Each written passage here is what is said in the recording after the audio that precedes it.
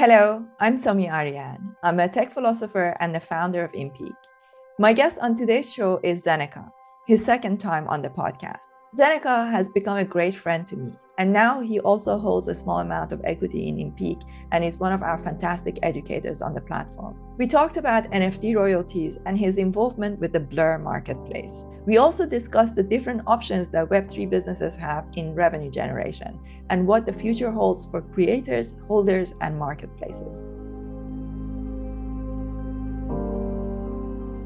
Great to see you. How are you feeling? I'm feeling well. I'm good. Thanks for Yeah. having me. Great to see you again. Yeah, good to be back. Yeah. And you're in Dubai now? No, I'm back in Munich. So I was there last week. I'm moving there, and I was there to get my visa stuff sorted and look for apartments. And we will move permanently in January. But I'm back in Munich at the moment. Awesome. Now, just so you know, I'm wearing this is because this is I haven't brushed my hair. FTX has gone down. Yeah, that is like, fair. there's just been so much happening in Yeah. the markets that so as we are recording this, just so people know, this is the day after the announcement that FTX is potentially, well, it's going It's down, gone. and we Yeah. don't know, right? Yeah, we don't know yet, right? We don't, as of now, we don't know yet whether what's going to happen. But Binance said they're walking away. Binance is walking away. I know that the Justin last I've Sun heard, is trying to do Justin something. Sun announced he's in talks with FTX, but apparently it's really bad. Like the books are, there's a massive hole. $8 billion is kind of the number that I'm hearing, and yeah, it doesn't look. The outlook is kind of bleak for most people that had funds on there, but it's TBD just how bleak it is. Yeah, yeah. Okay. So and in the middle of all of this, so the reason why we got together was because I went to, so basically what happened was that somebody bought one of our Genesis passes and came into the community, and I realized that he bought it without royalty, and he said that he bought it on Blur. And I was like, I didn't know that Blur didn't honor royalties. When you were talking about building Blur or but you were advising, etc. I didn't know that. So I came into the Blur Discord and asked them, is this true? Like, what's happening? What's the deal with this? Is this true? And I figured that basically that's the case, and that you're trying to come up with other ways of incentivizing people, but obviously people are not incentivized, no matter how much you try to. It's a game theory. It's simple Mm. as that. It's game theory. Everybody tries to maximize their benefit, and then nobody benefits, and the whole industry goes down.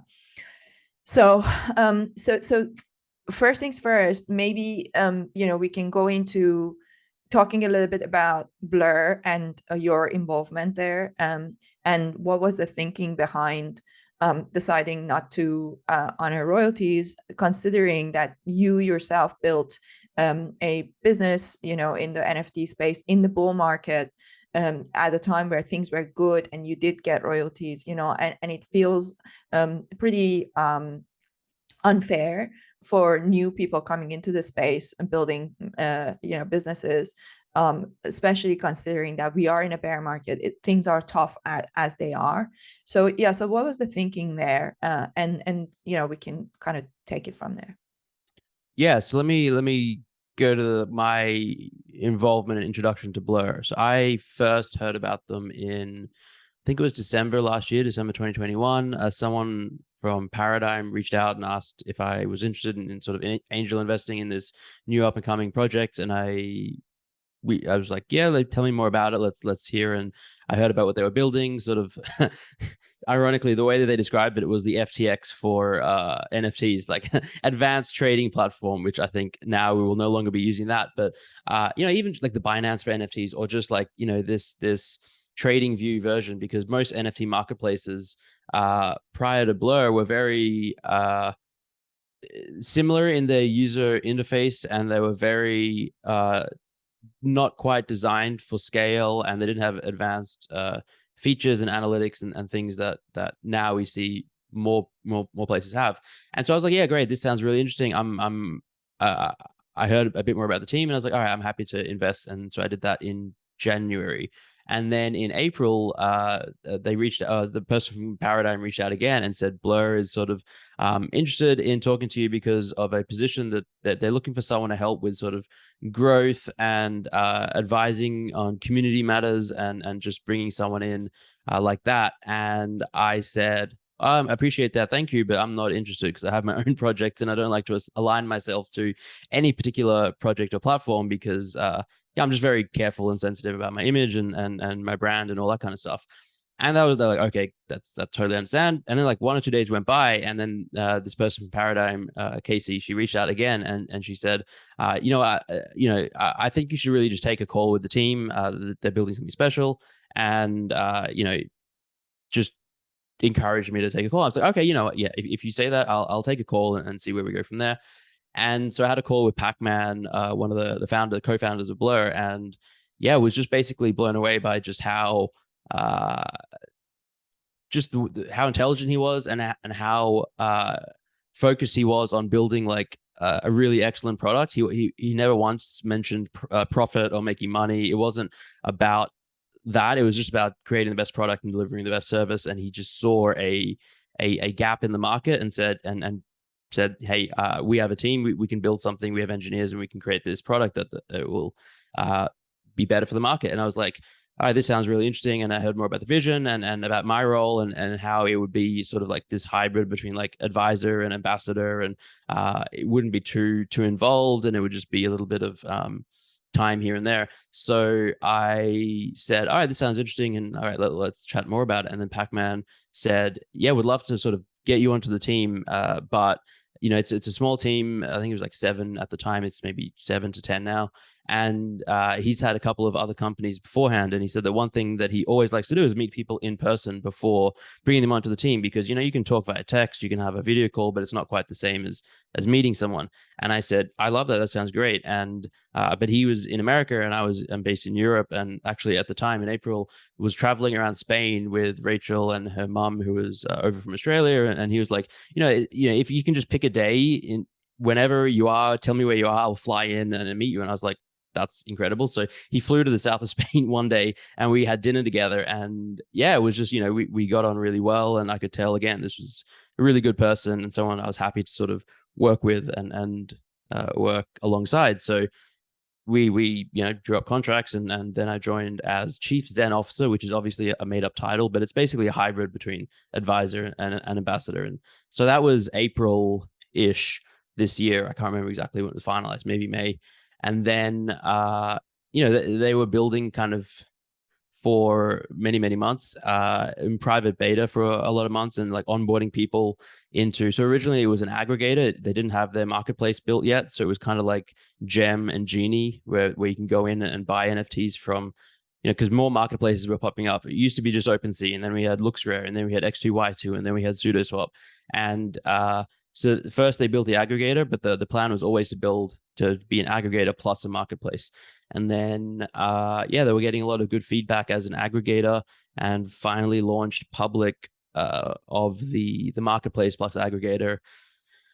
I should know the exact date, but I think it was about a month ago, somewhere in the last 4 to 6 weeks, probably. And yeah, that's good to know. So when you started getting involved with them, was it always the plan to bypass royalties, or did it just this decision get taken later? I don't think it was always the plan. I think it was the plan to just look at what was happening in the market, and the discussion was several months long about what should the strategy and approach be when it comes to royalties.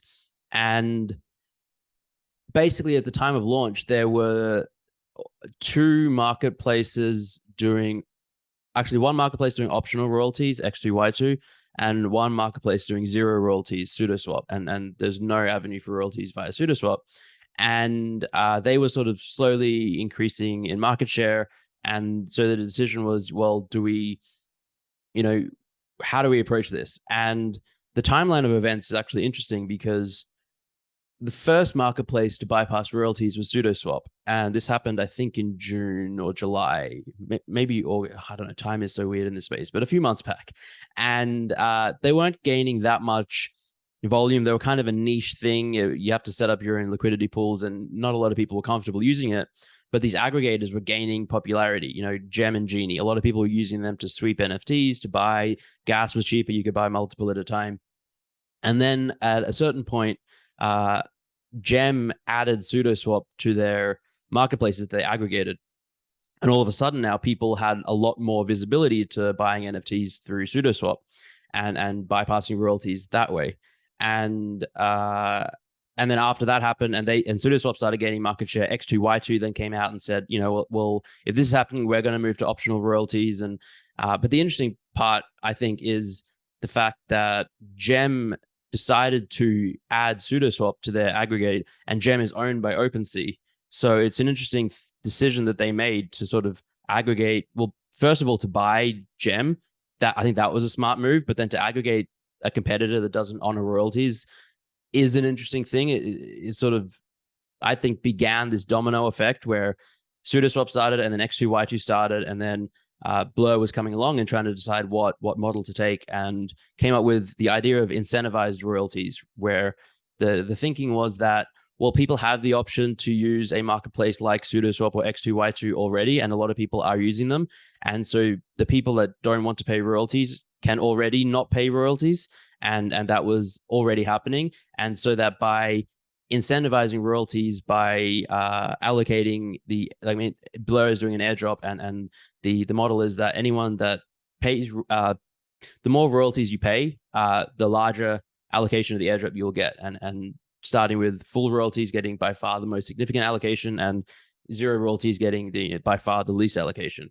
And that was kind of the thinking behind it, and just to put it out to the market and see what would happen, and see how much people would pay in royalties. And in comparison to X2Y2 and Sudo, people are paying more royalties than the zero marketplaces. But compared to OpenSea, of course, people are paying less royalties because some people are opting not to pay full royalties. So that was kind of the thinking behind it. And I guess to take it one step further, when the Blur token actually dropped, so like the airdrop and the incentives are in advance of the drop that is happening in January, and it will be a governance token. And the thinking was that the allocation will be like the people that will have the largest percentage of the token that can decide the path forward with respect to royalties and things like that will be those that have paid royalties. And yeah, that was kind of the thinking behind it all. And yeah.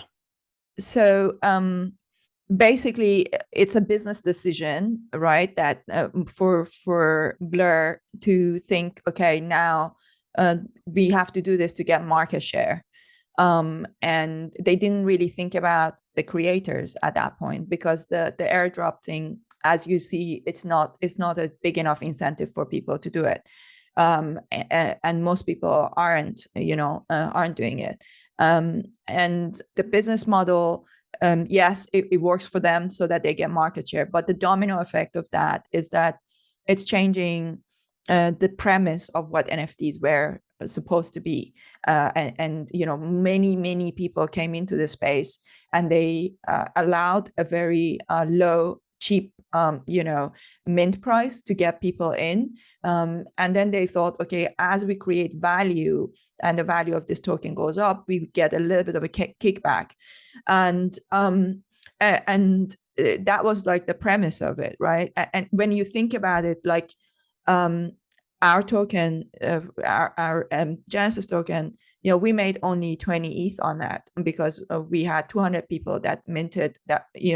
The rest of the people got it airdropped for free, because they were previous premium members, or we did scholarships and things like that.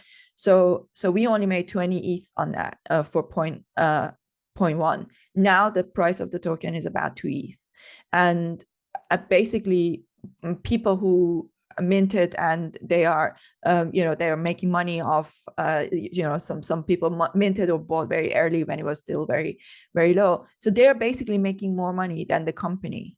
Basically the traders are making more money than us on those tokens, and I have to pay 12 people, right? And I appreciate that for all the people who say, oh, royalties shouldn't be a business model. It's not about them being a business model. It's that they were supposed to be one of the revenue streams. A company needs to have several revenue streams. So by doing this and all these different marketplaces that are not honoring what was supposed to be the premise of NFTs, what they're basically doing, the game theory of it is that everybody wants to win, and then nobody wins. That's basically what will happen. So what will happen is that moving forward, NFT, there's not going to be as many NFTs to trade, because people will be like, why should I do that? The mint prices will be higher. There will be a lot more rug pulls, because a lot of people are going to think, you know what, if you're not paying royalty, why should I continue? I had Kevin Rose on the podcast, which came out, was it yesterday, the day before yesterday, where he basically said he's talking to a lot of a lot of founders who are telling him that they're going to pull back. They're going to pull back, and they're going to stop delivering on their projects. So people are going to do a soft drug. So many communities, so many of these projects are going to do a soft drug. And there are a lot of communities right now that are thinking, why should I have a Discord itself is so much work. You're having to hire more people. Since we have had our mint, we've had to hire a Discord security, a Discord a manager, there's so many new people that I've hired since just having the Discord thing, right? So that's like several ETH per month that I'm spending that I could be not spending. I could say, like, it's just a platform, it's just the content, there's no community. Why should I pay all of this if people are not going to honor royalties? So I'd love to hear your answer to that, and the knock-on effect on the on the whole NFT space as a whole. Yeah. So I mean, I agree and recognize and know that so many people got into NFTs because of the prospect of perpetual royalties. I myself, it was like a huge draw. I heard about it, and I was like, oh, this is incredible. Like, people can get royalties forever. It's like this part of this technology, these smart contracts. That's amazing.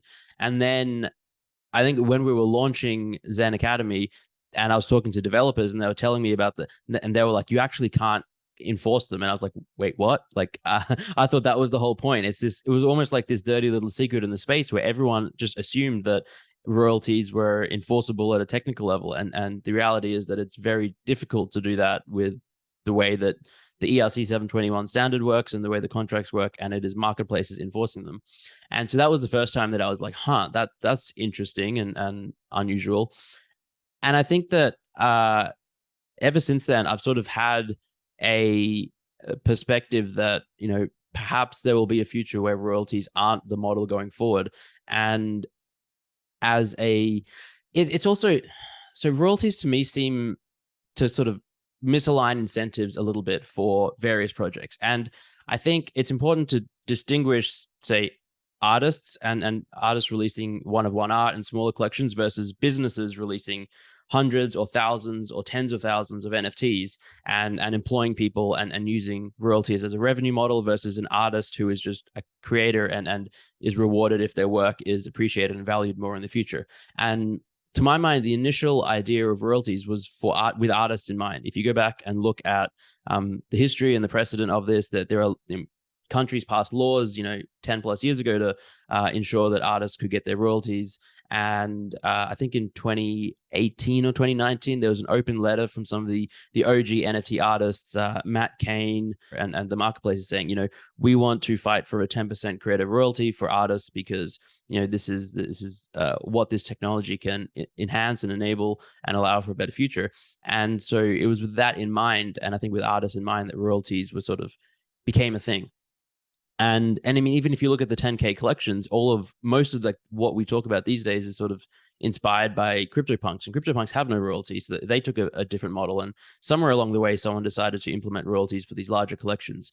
And to me, it is a little of a misalignment of incentives, because the project founder or the project team profits and they generate revenue when people sell their token and when people leave the community, when there's high volume and high turnover. And it doesn't incentivize building a strong community of holders, it incentivizes people selling their token. And I think, going back to Kevin Rose and Moonbirds, they identified this at the beginning, and that's kind of why they came up with a nesting idea, because they wanted to like reward people that held rather than incentivized people to flip. And you see this all the time where a collection has volatility and the floor price is going up, sometimes the floor price is going down. Maybe some really bad news comes out. Like a big example is Azuki, when the news dropped that the founder Zagabond had sort of rugged 2 previous projects and was now doing the tons of people were selling Azuki. There was so much volume, and they were still making millions of dollars off of it. And it sort of doesn't make sense that, if a project does rug and you want to sell it, and then the founders are still making money, that just doesn't quite make sense to me. And so I think there's a bit of a flaw in how royalties have been perceived to date. And even for artists, I think that in my mind, the general idea behind royalties was, say, an artist sells something for $100, $500, $20, and then a few years later that piece goes and sells for $50,000, $1 million. It's not really fair that all of that money goes to the secondary creator and the artist gets none of it. And so royalties are a way for that original artist to receive some of the financial upside if their work increases in value. And that's great. And I think that is something we should fight for to the death, and tooth and nail, to make sure that royalties are a cultural and social contract that remain forever. And I think that is royalties for artists on profitable sales. And I think that is a key word as well when it comes to profitable sales. It doesn't quite make sense that if someone buys something, then it goes down in value, and then you sell it, and then a royalty is taken on that. To me, it doesn't quite align incentives again. And I would like to see ideas and innovation around the idea of royalties paid on profit rather than just on initial sale price. Yeah, I agree with that. I agree with that. Especially, I think we had this conversation before, that it's like sometimes, some projects actually manipulate the news exactly in order, right? But I agree with that. But I disagree with the fact that royalties should be paid only to artists, because with startups, let's say, for example, with our Genesis Pass, you get access to so much. But because we were in a bear market, I didn't price it up. We kept the price really low. So it makes sense that as the value of that pass goes up, that as new people buy it, that we get a little bit of a return on that. So because I can see that the value of that pass, because of the all the things that people get when they buy that it can be 10 ETH, it can be 20 ETH, and it's not fair for us to, and it's never gone down, like it's basically been going up, so it makes sense that I'm totally for it. I think if somebody's selling at a loss, yeah, okay, don't pay royalty. But I have been in a position where I've never created a loss for anybody. I can't imagine, like the way we're building slowly, steadily, and we are never going to have massive sales. We are never going to have massive volume. But even if it's just like 100 ETH volume, that's 10 ETH that goes back to, pay, my staff. And with the type of business models, it does depend on the type of the business models. But with a lot of startups, you start with a low price because you want to get people's attention, to say, give them like an entry point. And then as you deliver, the value of that thing goes up. So one thing that we are going to do right now, we're going to have our Gen 2 drop. We were going to do 10K and do it in small segments, like do 500 at a time. But actually, we're not doing that now. We are, because of all the stuff that's happening, we're basically capping it at 1,200. And even with the 1,200, we are keeping 500 in the treasury. We will decide later on what we will do with it. And we may or may not ever release it. And we are moving to soulbound tokens. So from 1st of December, or first week of December, we're going to release our soulbound tokens. And it's going to be, because especially for us being an educational platform, the people who already bought the tradable tokens, they're welcome to obviously trade it and do whatever they want with it. The value of that will continue to go up, because as more people that buy the soulbound tokens, they will discover those other tokens, and they will be like, there will be some perks for those that people may want to buy that for that reason. But we are moving to soulbound tokens because it's just not sustainable the way that things are going. I do still think that royalties should be honored when something is bought not at a, when somebody isn't selling at a loss, right? Because I know, there's been people within the proof ecosystem itself that have bought my token for 1 ETH, sorry, for 0.1 ETH, and they sold it for 1.5 ETH. That's 15 times profit that I don't see, if the royalty isn't and that profit has come as a result of my hard work.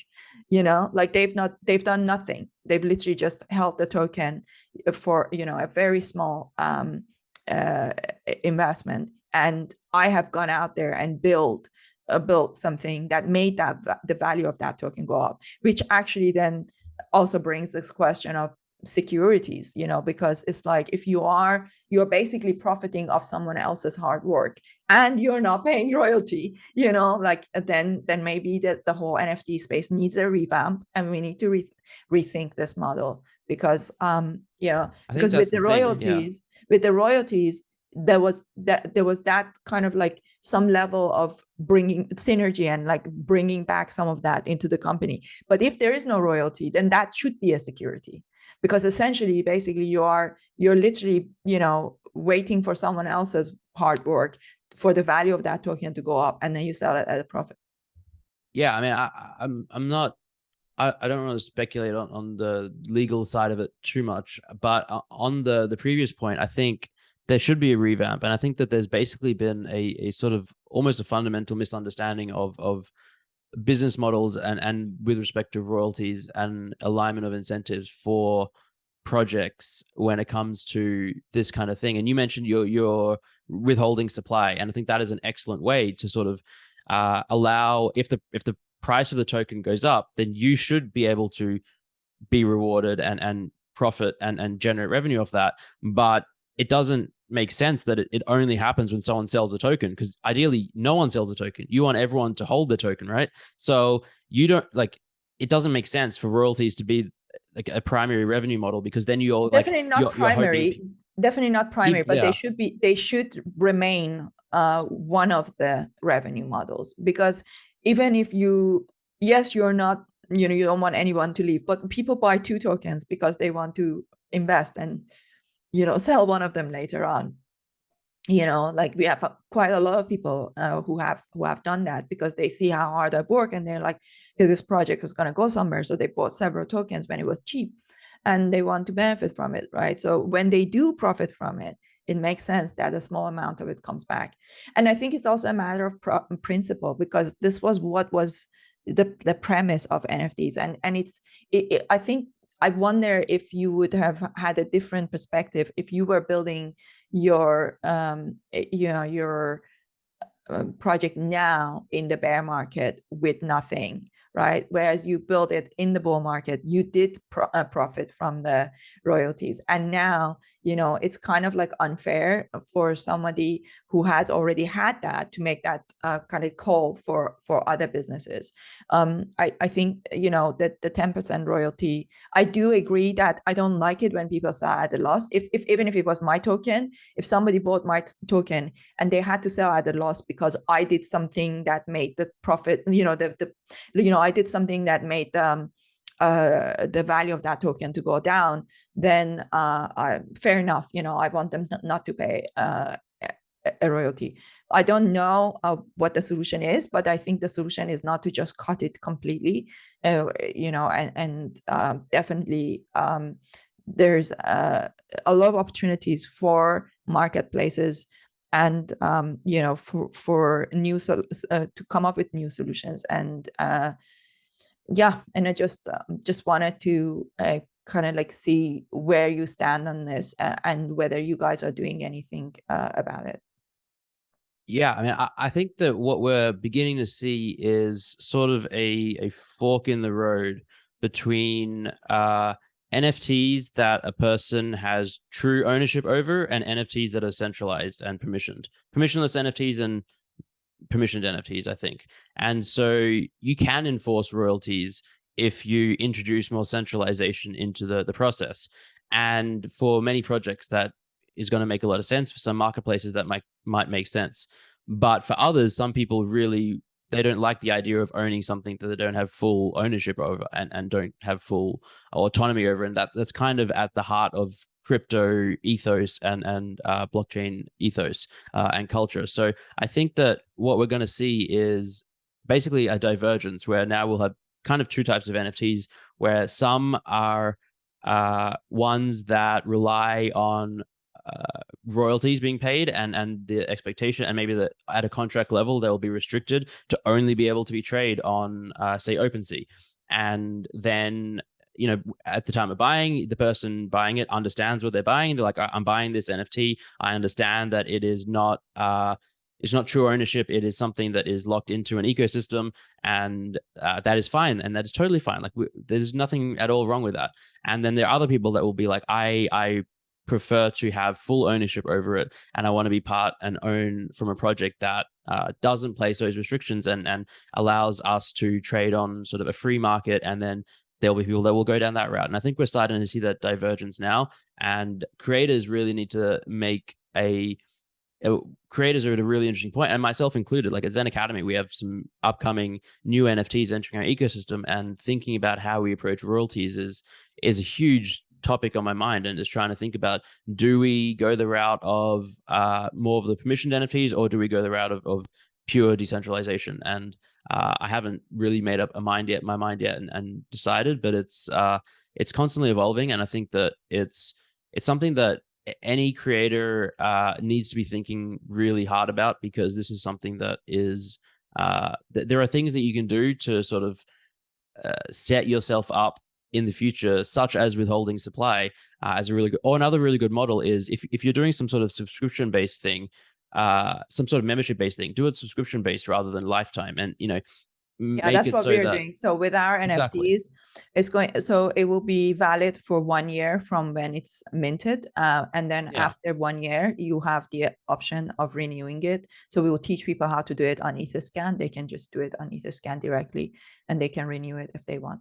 Yeah, no, I think that's really great as well. And I think that, so it's good to see like new models and ideas being innovated, because I'm just not convinced that royalties are a sustainable model. Like if you look at economic systems and structures throughout history, fees tend to trend to zero, and any sort of tax on liquidity, like for instance a marketplace fees, look at what happened with Robinhood and regular stock trading, investing markets, and fees generally tend to trade to zero.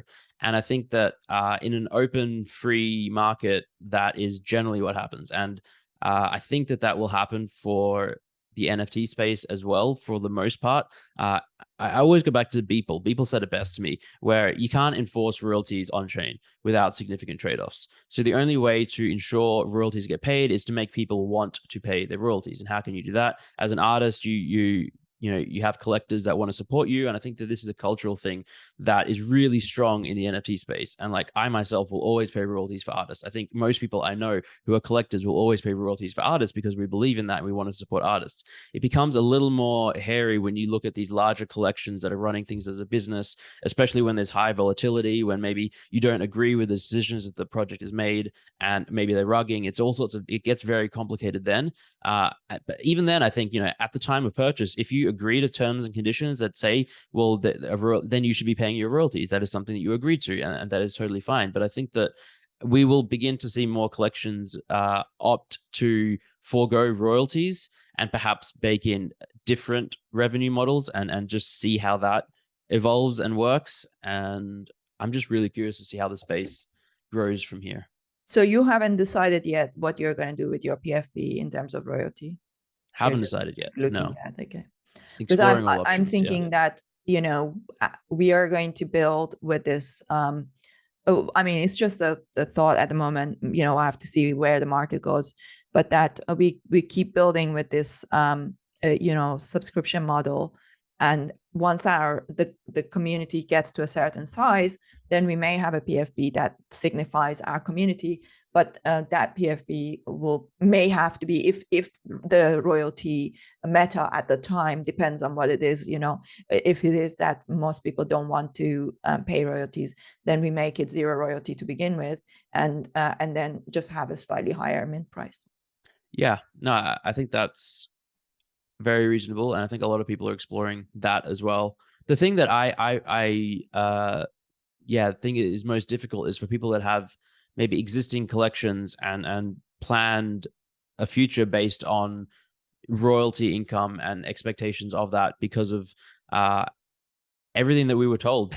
Basically, again, like when I came in, I thought royalties were this enforceable on-chain perpetual forever thing, and then it's like now we've almost been like rug pulled by the entire space, where it's like, oh, actually that's not how royalties work. And so it puts a lot of projects in difficult positions. And I think that there are obviously like ways to move forward. You can wrap your tokens, you can move on to a new contract, you can release new tokens, you can build other revenue models, but it really puts a lot of founders in difficult positions. And I just hope that we can come up with innovative solutions, and the end goal is just to move the space forward and come up with better models. And I'm just not yet convinced that royalties that incentivize volume and volatility and trading are the best models for projects, because I think models that incentivize holding and strengthening a community and less turnover of members, I think that is what we should be striving for, regardless of if you're a membership club. If you're a PFP project, again, the ideal PFP project has 10,000 unique holders that all have their NFT and they never want to sell because the community is amazing, and not one that has thousands of members that are like waiting for the next announcement. And if it's good, then they'll buy, and if it's bad, then they'll sell. And then it's just and it's really easy for project founders, like as ethical as you can be and as moral as you can be, it's really tempting to be like, well, I'm just going to tease this thing because that will make this floor price go up, and then we're going to announce this then. And different projects do it to a different extent. And I've even heard of founders intentionally releasing bad news to make the floor price go down in anticipation of then releasing good news, because then it'll go up. And they're like, well, it'll create a lot of volume and that's good for us because they'll get us. And I just feel like those tactics are really shady and unethical and bad for the space, and royalties encourage them. I do agree with you 100%. But one of the metrics that makes a project stand out is the trading volume. So we have, like you're building, think about Blur, right? You're literally building something that encourages trading. And I think that in general, I think trading is quite bad for the business, for this space, for businesses especially. I actually don't like for example, with our Gen 2, we had an application process, and I was like, we literally asked people, do you want to buy this because you want to participate in the community, right? And I thought we were going to have 100% unique user base, right? People lie. Like they just write you an essay, and it was like people would buy this thing for 0.08, and it was literally half an hour later it was listed for 0.3, right? And it's like, what part of this application did you not understand, right? Like and then what do I do? Because I don't want people to do that, right? Like I'm like, you're not the right people to be in our community. So then I go and buy it off the floor. So I had so many sweeps. I just buy these off the floor, and then I give them away as scholarships. So I look at, like, then I go into communities and I find people that I'm like, you're a really good person, let me give you a free token, come into our community. So like literally, I'm like literally losing money on this, constantly buying it off the floor and giving it to people who really are, who should be in our community. Why do we do that? And that's how, that initially I had to do the same thing for our for the Genesis Pass as well. It's just because it's so hard to find people who really want to be there just because they want to learn and educate, and which is what we offer. No, they don't see that. All they see is that, oh, their Genesis Pass price is high, so she's doing something that is making this price go up, which is basically delivering day in and day out, every day, 16 hours a day, like building a real educational platform. But there are people who want to profit off that, who just don't care about your your community. So it's actually really hard because of the way that these people have been conditioned to just get the dopamine hit of just like that small profit, no matter what it is. They don't even care about the project. So I actually hate trading in some ways, because I think it's so bad for the business. It's so hard. That's why I'm moving to soulbound tokens. It's so hard. When we build a big enough community of people who really care about what we do because they're buying soulbound tokens, they want to be there to learn, then I could reward them with a PFP and say, you know what, eat your heart out. Go trade it as much as you want. Like we are not relying on that anymore, right? But it's so hard to build a business with tradable NFTs, and it's just really hard to scale it. Yeah, no, I don't disagree. I think the reality is that like 90+% of this space is made up of people just trying to make money. And like, I think if most people are being honest, the reason that they enter crypto in the first place is to make money. People look at it as a way for financial freedom or for opportunity. And there's certainly a subset of people that are exceptions, and they come for other reasons. But most people I've spoken to, and myself included, I first heard about it because I had friends that were making money, and I was like, well, maybe I can, take some of my skills from poker to learn how to trade or to buy and invest and profit. And it becomes this ecosystem where that becomes a main driver of the volume and activity, and it is really difficult for projects to sort of differentiate themselves from that. I think that like trading is different for different types of collections. When it comes to membership collections, it's very clearly different to say a PFP project or a collectible, where there's a lot of legitimate trading that happens because someone gets a PFP that just doesn't have traits that they like, and like someone's like, oh, I'd really like, if I would really love I love purple. I like, if there's a collection and then there's PFPs that are purple and there's ones that are not, I'm like, I might sell mine and then go buy one that's purple, or I might trade with someone. And I think that there's a lot of legitimate trading that happens because these are PFP projects. They're like this hybrid between, they're part membership club, but then they're also part art and part collectible with rarities, and it's this massive mishmash of things where it's really difficult to match expectations of everyone in the community and align incentives well, because there's thousands and thousands of individuals with different goals and ideas, and some people are there just to flip, some people are there for the art, some people are there to collect, some people want to put together a whole set of, you've seen this with the Art Blocks friendship bracelets recently, there's 40 something, 46, 49 color palettes, and some people, this is a free airdrop, but some people really like the collectability and then love the art and they just collect all of them. Other people are there just to trade and flip them, and it's different approaches and different strokes for different folks. And I think that it's just it's really tough for project founders in this space, and it is it's tough for everyone. It's a minefield to navigate, but I think it can often feel like you have the weight of the world on your shoulders when you have staff on payroll and you have expenses coming in, and you have a tumultuous market where, aside from the volatility of the price of ETH and of the total overall volume of NFTs, you have uncertainty in revenue models such as royalties. You have uncertainty in the technology in of contracts in various instances. You have uncertainty of there's which chain is going to be the most relevant. Like we're very specifically talking about ETH, but there's people who are building on Solana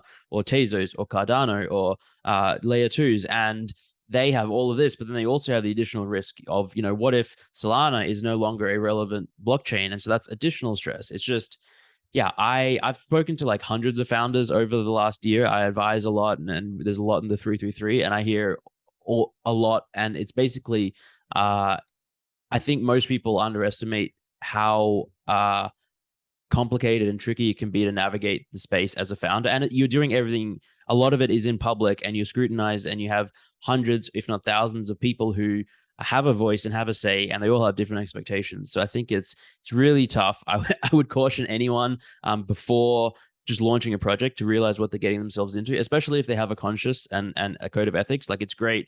It's very easy to rug a project and to just disappear and take people's money. But if you're trying to build something and do it right, it's very easy to get weighed down. And if you're sort of an empathetic type person and you want to do right by people, you find yourself in a lot of sort of impossible no-win situations. And yeah, I'm not to scare people off. It's wonderful and there's tremendous opportunities, but just be aware of what you're getting yourself in for, basically. I agree. And it's like, as a founder, at the end of the day, you're alone. You're by yourself, like everybody else walks away with even the staff, team members, like they eventually they all have a break, they go home, they switch up. You're there all the time, right? So if you are actually building something, so it's a very tough place to be.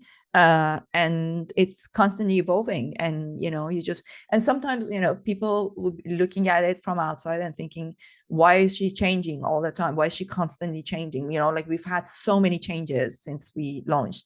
We had different plans that we tried them in different ways, and we then were like, okay, we're going to do 10K, now we're going to do 2K, then we're going to do 12K, 1200, then we are not going to release 500 of it, we are moving to soulbound tokens. There's constant changes, because there's like, every day I wake up in the morning and there's like the whole world has fallen apart, and it's like something new has happened. And like, OpenSea has posted a tweet, and Sam Bankman-Fried is like, rocked all of us. What a week. Oh my God. That's been all right, crazy. well, this has been great talking to you always. I knew that when the Blur thing happened, I was quite angry that day, and I posted on you probably saw my tweet that was like, anybody who doesn't pay our royalty, that I'm going to ban that token.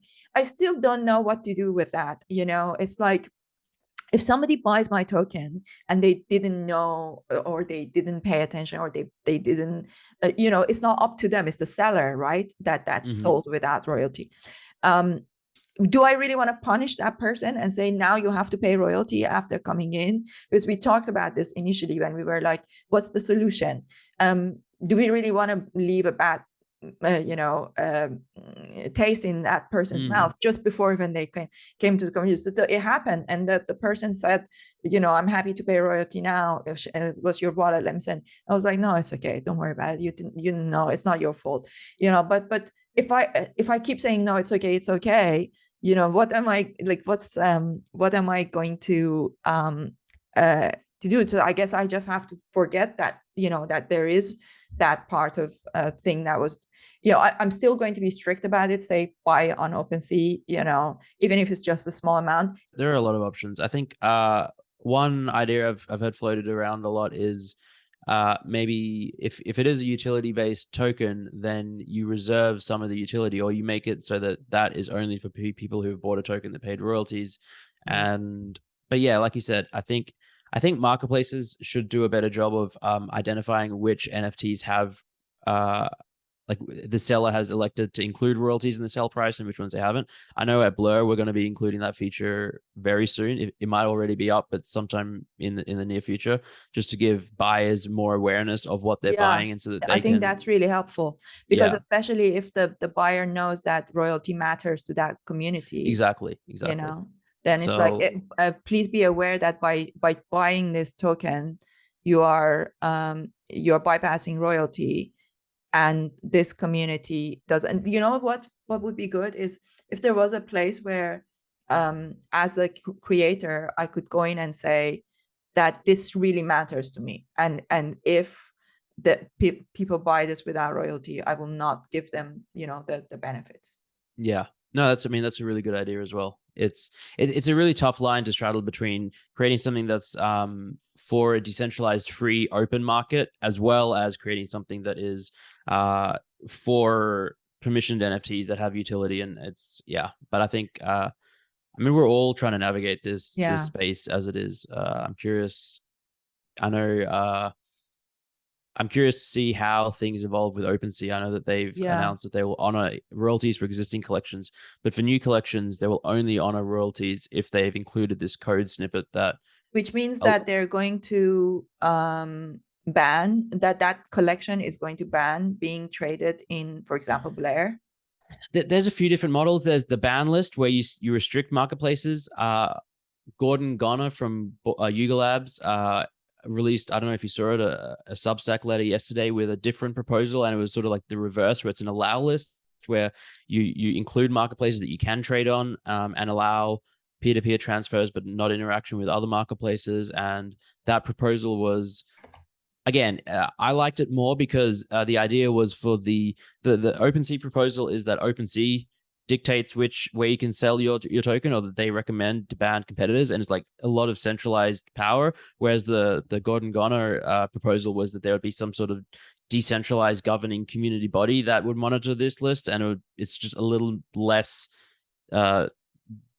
power in the hands of one centralized entity, but very similar results where, as a project founder, you can include code into your contract that says, we'll only allow trading on marketplaces that will honor the royalties for this collection and stuff like that. So I think, and there was another thing that came out, God, within the last like 12 hours, I'm still just catching up with, I think one of the Animoca brand, it was either Animoca or someone that works at Animoca. They've released a set of NFT licenses. So like these are legal terms and conditions now, where the requirement to pay royalties is part of the sale term, and it puts the onus back on marketplaces to enforce the royalties, because then they're legally liable. And I think that is another interesting innovation forward. And I think that, at the end of the day, we exist in this decentralized online on-chain world, but we also exist as citizens of countries that have laws, and we have to adhere to that, and marketplaces have to adhere to that, and founders have to adhere to that, and individuals have to adhere to the laws. And so if at the time of selling an NFT, there's terms and conditions that say, there is a royalty required to pay, and I know some projects have this. I think VFriends do. I'm fairly certain that Artifact CloneX do, because Nike baked it in, and other collections have that. Then you have some sort of recourse and some sort of ability to say, well, you knew what you were buying, and you made this agreement, you entered in this agreement, that part of the terms and conditions are to pay royalties, and maybe that will incentivize marketplaces to honor them, and just there's a lot of people are just experimenting with a lot of different things. I'm not sure what will work and what won't, but it's really good to see. I think a lot of collections are also going to, revisit their terms and conditions and correct that, because if they didn't put it in, it's because they thought that it was going to be there, right? Anyway, right? All right. Well, this has been great talking to you as always. We have you back on the platform soon. You're doing a session on, people are really looking forward to it, on how to build your audience in the space. And keep us posted with what happens with Blur. I wonder if they will also like think of new ways. I mean, it will be interesting to see how things develop there. Yeah, I'll definitely keep you posted. Awesome. Thank you so much. Take care. Cheers. Thanks. I hope you enjoyed this conversation with Zeneca. Be sure to follow him on Twitter and join his fantastic sessions on InPeak. If you enjoyed this podcast, be sure to subscribe to it on Apple, Spotify, or any other one of your favorite podcast channels. And don't forget to give it a 5-star rating and write a review. The full interviews are also available on my YouTube channel, The Somi Arian Show.